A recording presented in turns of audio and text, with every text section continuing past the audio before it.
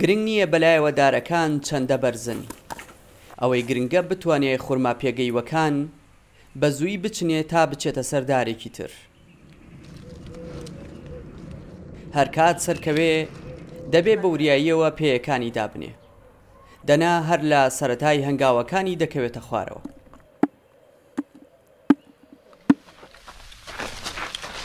کاری دارەوانی هێندە ماندوێتی و مەترسی هەیە.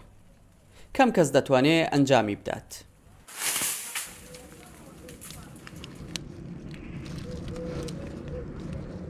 والله ئێستا خضراوی مەرغوبە، بەرحی مەرغوبە، ئەمانە مەرغوبن. لە مانگی حەوتەوە دیە دەسەکەین پێی ئەچننەوە. دی لە مانگی دادی تەواوەوێ دارە خورماوان پارچیەکانە خورماغی. را 2003 خانەقین گشت لای باغ بوو. ئیسە نەماوە. ئێستا بێ ئاوی گردیە سیاننیان گردیە لە بۆن ئەوە زۆری وشکەوە بێ. والله شەر نییە خورما هەیە سەد زیای ئێنەکە. سەد ساڵ زیایە. ئەمانە وەختی هەوودە لە خانەقین بوونە. ئەوڵە ساڵەکە سێ جادەرە بڕۆی دەسەرەوە پاکیەوە بکەیت و تۆمی بدەیت و بیوڕیت و دەعم حکومەتت نییە.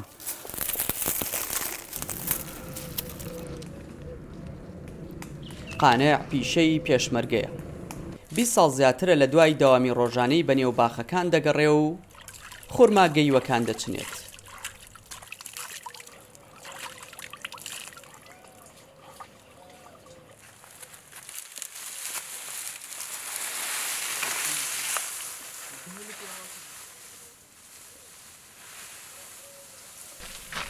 زۆرینەی کاتەکان محەممەد کە کوڕە گەورەکەیەتی هاوکارێتی لە ئیش و کارەکانی ڕۆژانەی.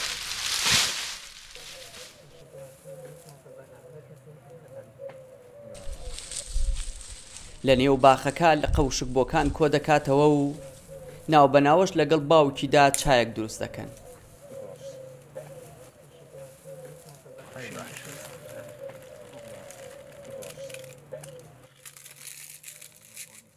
خورما پێوەستی لە گەرما زۆرە. خورماش گەرما نەوێ ناگەیەت. لە دەشت 50 بەرەبانە. بەس بێ ناو باغە و گەرمێگەی زۆر خراپە. بووقێ ئایە مەخنکێنێ. ئەوەش نەوێت خورماگە ناگەیەت. ئا دەرەک بڕۆی دەسەرەوە ئەم خورمانە چنیتەوە دەرەک سەعاتێ سەعات و نیمە دانە دانە دەرەک بیچنیتەوە. ئەو برادەرە پارێ چۆ سەرەوە سیمەکەی بڕاوە کەوتە خوارەوە وەڵا پشتی چکە. مەترسی هەیە لێ.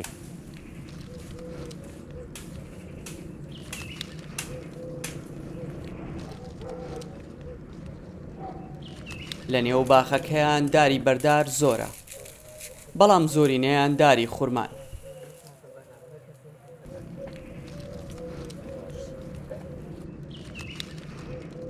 زۆرینەی دارە خورماکانی نێو باخەکان تەمەنیان لە نێوان 50 بۆ 150 ساڵە. بەرزی قەدی دارەکانیش لە نێوان 5 بۆ 25 مەترە.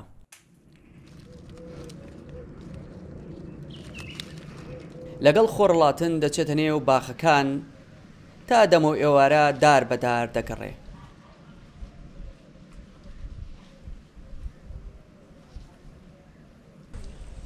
بە گەڕانەوەی خۆی چێژ لە سەرکەوتن بەسەر دارەکان دەبینێ. بۆیە حەز دەکات هەر چوار وەرزەکە هاوین بێ و خورما پێ بکە.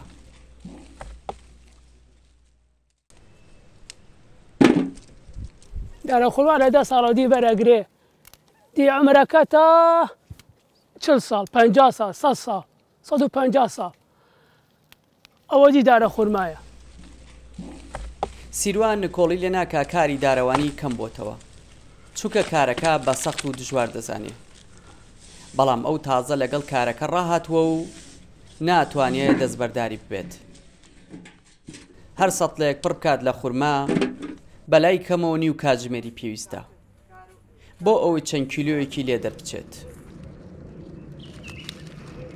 دارەوانەکان بەسەر هەردارێک سەر بکەون، لەقەکان پەرج بکەن یان تۆیان بکەن، ئەوە بڕی 2000 دیناریان دەست دەکەوێت. لە کاتی چنینی بۆڵەکانیش خورماکە لەگەڵ باخەوانەکە دەکەن بە دوو بەشەوە. والله خلق دي فلاحيك داروانيك من خۆمان حەزم لە دارە و لە باخە هەر لە مڵاڵیەوە دار هەیە 30 ساڵ عمریە و 100 ساڵ و 150 وەکوی نەوعای زەیدیە خەسەوی هەیە خضراوی هەیە بەربەن هەیە میرحاج هەیە مەکتوم هەیە هەموو نەوعێک هەیە لە خانەقی خورما ئاوی گەرەک خزمەتی گەرەک پاکردنێ وێ تەکلیفە خەفاننە بڕاننە چناننە دیار وایە ئەوەشی دی بەر ئەدا دەپێ فروشنەی زەوی کەنێ قوتعی بزان 15 ملیۆنە 20 ملیۆنە هەرا خۆیان فروشنەی ئەی عالەمی شەرا خۆی سینەت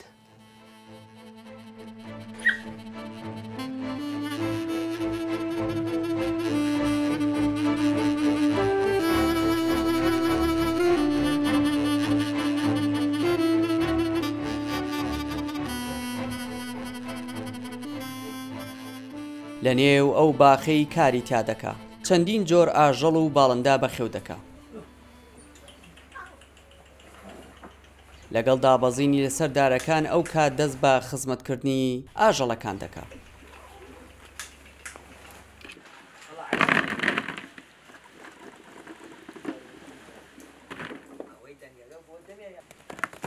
ساڵانە زیاد لە 70 جۆر خورما لە خانەقینەوە دەخرێنە بازارەکانەوە 3 بۆ 4 جۆری چنیوە و دەوێت دوای چاکردنیان ئامادەیان بکات و بیانگەێنێتە بازارەکان و بیانکات بە پارە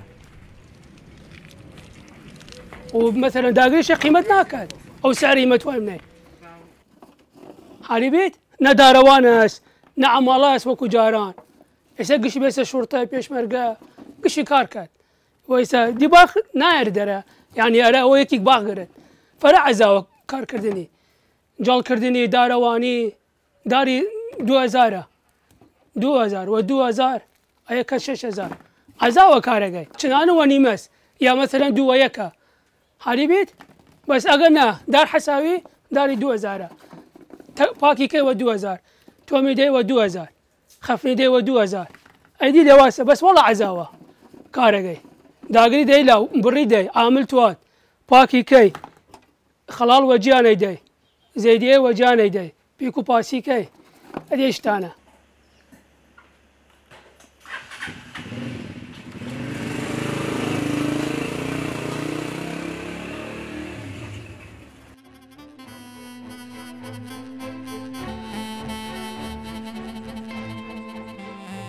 لە نێو باخەکان خورمای عەشرەسی و خەستاوی دەغڵ و مەکتوم و چەندین جۆری دیکە لە باشترین جۆرەکانی خورمای سنوورەکەن کە خواستێکی زۆریان لەسرە خانەقین یەکێکە لەو شارە کوردیانەی کە زۆرترین باخی خورمای تێدایە سەرڕای زۆری بەرهەمی خورما بەڵام باغدارەکان دڵخۆش نین چونکە بە باخەکانیانەوە زۆر ماندوو دەبن لە هەمان کاتدا داهاتێکی کەمیان دەست دەکەوێت باخەوانەکانی زۆر جار گلەی دەکەن و دەڵێن ساڵ بە ساڵ خۆزگەمان بەپار بۆیە نازانن پەنا بۆ کوێ بەرن و چۆن ئەو هەموو خورمایە ساڵانە ساغ بکەنەوە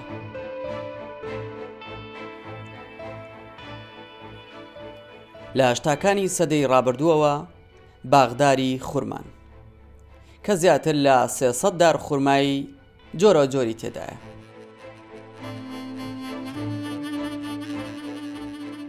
حاجی عەلی بێهیوا بۆ لە کاری باغداری چونکە دەڵێت هەر ماندوو دەبیت و لە کاتی پێگەشتنیش ئەوەندە قازانج ناکەی تا هاندەر بێت بۆ ئەوەی دارەکان باشتر خزمەت بکەیت و بەرهەمی زیاترت بدەنێ کێشەی ئێوە وەکو باغدار لە چی هەیە؟ وڵی باغداری ڕاستی دوو نوعی هەیە یەکی ئاوداریە یەکی دەرد و دەرمان دەرد و دەرمان لە دوای 2023ەوە زۆر کەمەوە بووە یعنی نسبەی بێژی من ئەگەر جاران 80% بوو ئیسە بێسە 15% ئەوش یعنی مەگە خۆمان بچین لە بازار دەرمانەکان باری من ئەوە یەک دوو و کێشەی ئاویش لە مانگ 5 کێشەی ئاومان هەیە تا مانگی 10 سرەیە تقریبان بێژی من سرا ئاوەکەی چۆنە بێژین 2 ڕۆژ ئاو لەلات بێت ڕۆژێ ئەدەن پێت یەک تاقی ئەخوا و یەک تاقی مەگەتۆ و ماتۆر بیدەی دوایەوە اینجا تا سرە دێتی هەم باخەکە هەم تینگەوێت مەگە تۆ ماتۆر بخەیتە کار وە گاز ئەدی ئەم معاناتە خاوەن باخ هەیەسی لەم شۆ داهاتان چۆنێەوە وەڵات داهات ڕاستیت گەرەکە خێر زۆرە بەس چییە بۆ فەلاح بۆ بەقاڵ کارەکە یعنی بێژی نیسە خورما لە بازار وە 2000 ئەی تێ لەمێوە 750 لێ دەسێنێت حازریەکەی خێتە ناو سندوق جوان ئەوە تێوە حازر و 750 لێتەوە اینجا ئێستا کیلۆی بە 750 فرۆشنەوە تقریبا 750 ئەیە تازە بەرە ئەگەر ئیسەر ڕۆژ وەربێژی هەفتەی یەک جا 250 لێ کەمەوە تا لە ئەخیرە ئەوەیە تقریبا 500 دینار 400 دینار اینجا ئەگەر لێت بسێن چەند تۆن تقریبی بەرهەمێنێەوە وەڵی بەرهەم ڕزقە ساڵ هەیە 5 تەنە ساڵ هەیە 2 تەنە ساڵ هەیە 3 تەنە ئەلواسانی ئەدی ئەلواسانی بەرەکەت لای خۆیە لای خزمەت گوزاریە یعنی ئەگەر ئاوی باش بدەیت و دەرمانی لێ دەیت و مقەیەتی بکەیت حکومەت تا چەند هاوکارتانە وەڵی عراقی بە تایبەتی ئێستا لە خانەقین لە سوی دیالە ڕاستە حکومەت دیالە مهندسی زۆرە يعني موظفيني فريا بس شيء خدمت ناكن يعني ناينا ناودا باخ شيت ايجي بيان يجي بابا بين بزان ام درد شيء او شيء يعني ناينا بيريتو باشا لا خانقين باخێکی زۆری خورما هەیە بۆچی هەستەکرێ ڕۆژ بە ڕۆژ ئەم باخە خورمانە ڕوو لە کەمبوونەوە زەویەکان ئەی وشکیەکان ئەیفرۆشن يعني سا ئەو تەرەف خانەقینە وەڵی کەس نازانێ يعني ڕاستی ئیسە بێژی من ئەم باخە 150 ملیۆنە ئەگەر وشکی بکەی 3-4 میلیارد بۆ دەکرێت حاڵی هەی تەمەح دنیاە ئەو کەسانە خاوەن باخن شۆنیان هەیە لە بان یعنی بێژی من بۆ سەکەنەی ئەوێت حاڵەیە چیەکەن ئەم کاراکەن ئاوی پێ نادەن یاواش یاواش وشکەوێت بانزینێ خەنتیە و ئاگریە دەن و ئەیکەنە قوتع زەوی و ئەیفرۆش ئێوە درکتان بۆ نەکردووە کە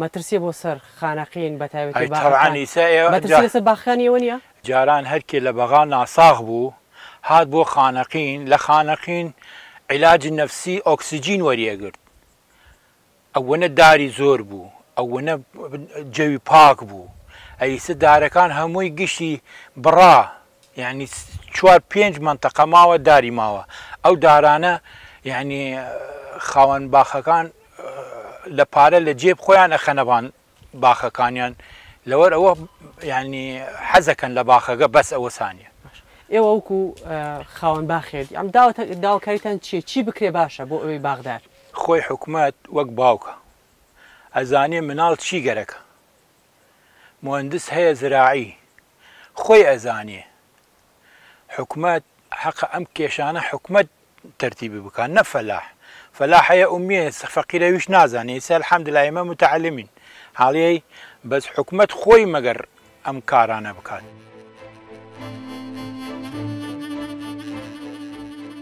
منداڵ چۆن پێویستی بە خزمەتکردنە تا گەورە دەبێ دارەکانیش پێویستیان بە خزمەتە بۆ ئەوەی بەرهەمێکی باشیان بێ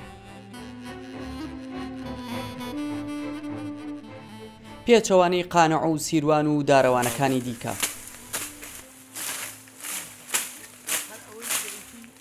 کاروان لە نێو باخەکان خزمەت بە دارەکان دەکا ڕۆژتا ئێوارە بێ پش و وەرگرتن لەگەڵ سەلاحی هاوڕێی پێکەوە دەوروبەری دارەکان پاک دەکەنەوە و ئاویان دەدەن چونکە دەزانن گەردارەکان خزمەتیان نەبوو ئەوە بەرهەمێکی باشیان نابێ وەلا نەزانین دارە خورما پاکیەکەیت ئەوە سەعافی کەفت پیسیە کەفت ئەو برادریشە لەگەڵمانە گەرە باید و ئەی کارەی لە پاک بکەیت و ئاو باخ بیەی دار بوڕیت چەودۆ باخەگە بووت دەرمانی بیەی ئەیە کاری مەس ئیشەکە زۆر قورسە نە دەعمیگەی لەلایەن حکومەتە و نە تیشتێک هەست ئەیە هەر وەکو حەماڵێکیت لەناو باخەکە لە شەوەکی تا ئێوارە گڕە خۆیت و بۆ ساڵی 200-300 کاروان پیشەی مامۆستایە تەنها لە وەرزی هاوین دەتوانێت ئەم کارە ئەنجام بدات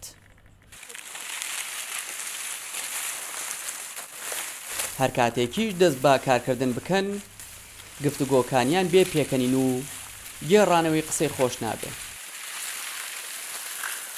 ئێمە پار نزیکەی تەن و نیمی خورمامان فردا بۆ ئەوەی نە مشتری هەست نە بەڕات هەست نە لە حکومەتی شەو سعری هەستەری ماوەری بگرێ تۆر ئەوەندە خورماکەی دایەگرێ مشتری بێ ئەیفروشێ مشتری نەبێ ئەو خورما خراپە بێت نە هەر ئەوە زۆر مشکلەمانیش هەیە تۆ ئێستا ئاو نییە لە خانەخین ئەبێ ماتۆر بخەیت دەیش هەر وەجبەیەکی ئەو ماتۆرە بەرمیلێکی گاز گەرەکە بە 120,000 دینارە.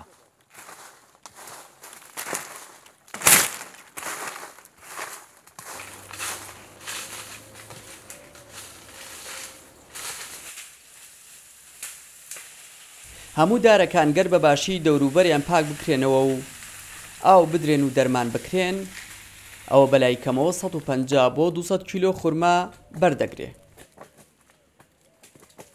بەڵام کاروان و سەلاح کارەکەیان لە پێناو زیادکردنی ئەو بەرهەمەیە کە دارەکان هەیەە.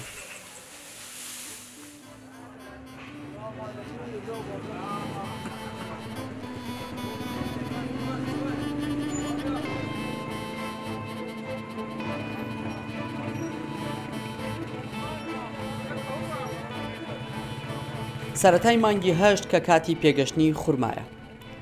بازاری خورمافرۆشان گەرمە چونکە خواستەکان لەسەری زۆرن.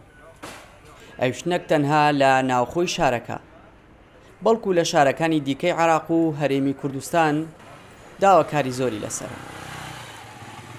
هێشتا کە سەرەتای خورمایە نزیکەی 30 جۆری لە نێو دوکانەکەی دانەوە بۆ فرۆشتن. خورماکان بەرهەمی باخە بەردارەکانی خانەقینن. باو باپیرانی شەهاب هەر باغدار بوونە. خۆشی جگە لە کاری باغداری لەگەڵ براکانی ڕۆژانە لە نێو دوکانەکەی خورما دەفرۆشێت.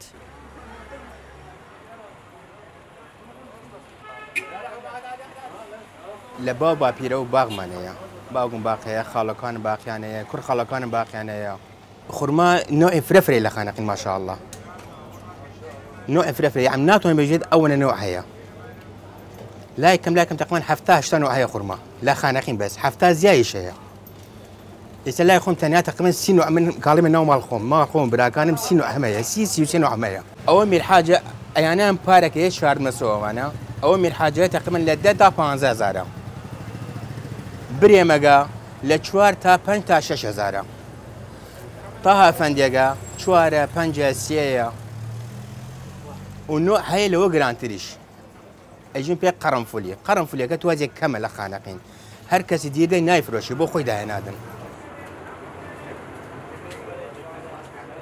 نرخەکان هەمە جۆرن و لە 1000 دینارە و دەست پێ دەکات بۆ سەروی 15,000 دینار. بەڵام باغدارەکان بە نیوەی نرخ خورماکانیان دەفرۆشن.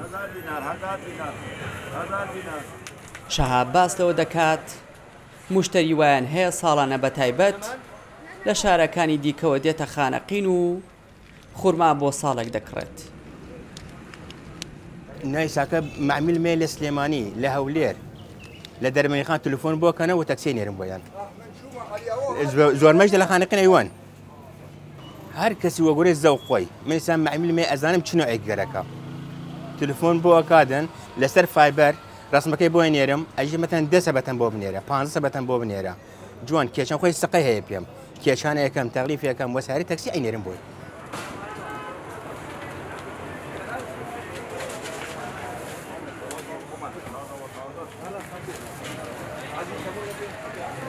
لە وەرزی هاوین بازاری خانەقین جۆرێک لە سارد و سڕی پێوە دیارە تەنها خورما نەبێت.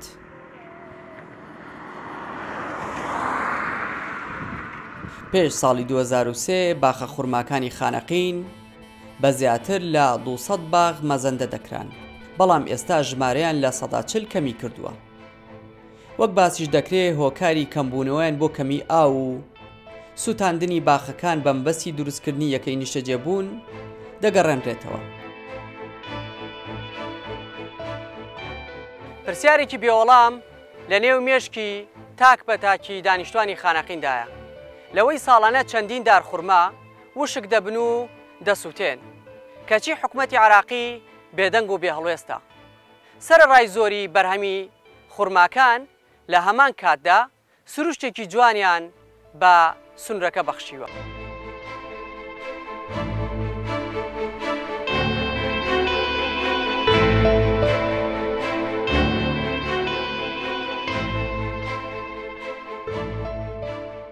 دارەکان بە جۆرە سووتێنراون و وشک بوونەتەوە، جارێکی تر بە وتەی شارەزایان سەوز نابنەوە. حکومەتی عراقی خۆی بە خاوەنی خانەقین نازانێ، لە هەموو سێکتەرەکان فەرامۆشی کردووە، بە تایبەت لە بواری کشت و کاڵ، چونکە ئەوە تا سەوزایی و سروشتی ناوچەکاوە بەرەو لە ناوچوون دەچن کەچی هەوڵ بۆ پاراستنی نادات.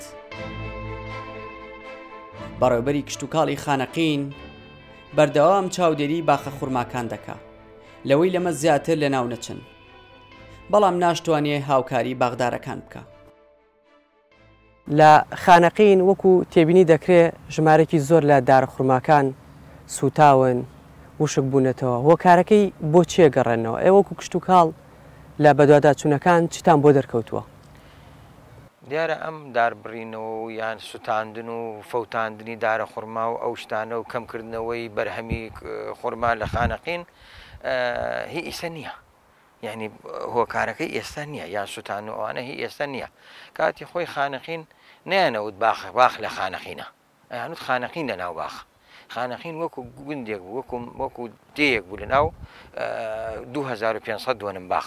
یعنی ئەگەر تۆ سەیریکەی خانەقین هەر هەمووی ناگاتە 200 دووەنمێک، 200 دووەنمە هەرەوەیە خانەقین، بەڵام کە باخەکانی 2000 دووەنمە، زیادە 2000 دووەنمە، کەواتە خانەقین لە ناو باخ بووە.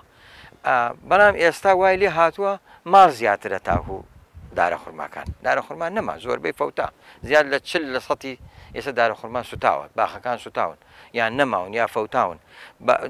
باخی وا هەیە هەر وشکراوەتەوە، بە عەمدی وشکراوەتەوە، بە قەزدی وشکراوەتەوە.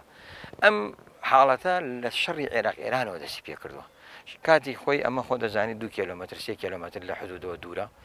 ئێران و عێراق شەڕەکە دروست بوو، ئەو تۆپ هاوێشتنە کە ئاهات بۆ ناو خانەقین زۆربەی ئەو دارانە بەهۆی ئەوەوە یا سوتاوە بنەکەی یا سەر دارە خوڕماکان بڕاوە. چونکی ئێرە یعنی چۆن ئەڵێ بە عەرەبی ساحەی معرەکە لەیرە بوو، شەڕگەکە لەیرە بووە. ئەوە بۆ هۆی ئەوەی کە کۆمەڵێ لەو دارانە بسووتێ و نەمێنێ بفەوتێ یان سەری ببڕێ. دوای ئەوە 2003 لە نەوەتەکانیش هەم بەهۆی ئەوەی کە حەسارێکی زۆر لەسەر عێراق بوو، جوتیارەکان مەسەلەن توانای ئەوەیان نەبوو بە بێنە ناو باخەکانی خۆیان چ ترس لە حکومەت، چونکی حکوومەت مەترسی پێشمەرگەی بوو، مەترسی کەسی شتی تری هەبوو، نێهێشت خاوەن باخەکان بێنە ناو باخەکانی خۆیان خزمەتیکەن. ئەوەش هەم یەکێ بوو لەو هۆکارانەی کەوا باخەکان احتیمامی پێ نەئەدرا. لە دوای 2003 بە تایبەت لە 2007 بەملاوە باخ سوتانن دەستی پێ کرد. حەسابمان کردووە نزیکەی 50 حاڵەتی سوتان دروست بوو. باخی وا هەبوو دووەنمێکی ئێستا، باخی وا بوو دووەنم. ئێستا بۆ نمونە ئەم سەعاف خوڕمایە، ئەوەی کە ئەبینی وشک بووەتەوە. کاتی ئاگرەکە ئەگەیشتە بنی ئەو سەعاف خوڕما بە عینیە کرد، هەوا لێدا فڕێداوە شوێنێکی تر، ناو باخێکی تر، باخێکی تریش ئەستا، 2 تر 3 تر، ئەو باخانە ئەمە چۆنە لێ وەکو تەسبیحە، هەمووی بە یەکەوەیە. ئەم بسووتێ دەیان تر ئەسووتێ.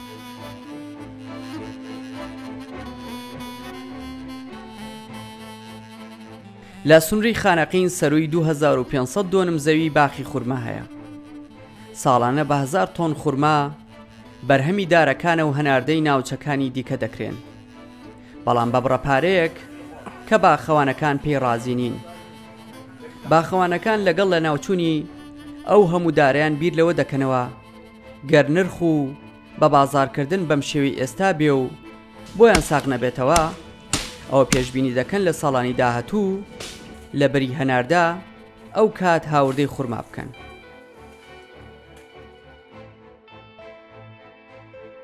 ئاو گرفتێکی گەورەی دیکەی بۆ باخەوانەکان دروست کردووە، ئەوە تا ئاو هێندە کەم بۆتەوە ناتوانن بە باشی ئاوی دارەکان بدەن، بۆیە داوای بەهاناچوونەوە دەکەن لە هەردوو حکوومەت تا ئەو شارەی ناوی باخی خوڕمای هەڵگرتووە لە دەستی نەدا و سروشتەکەی لە ناو نەچێت.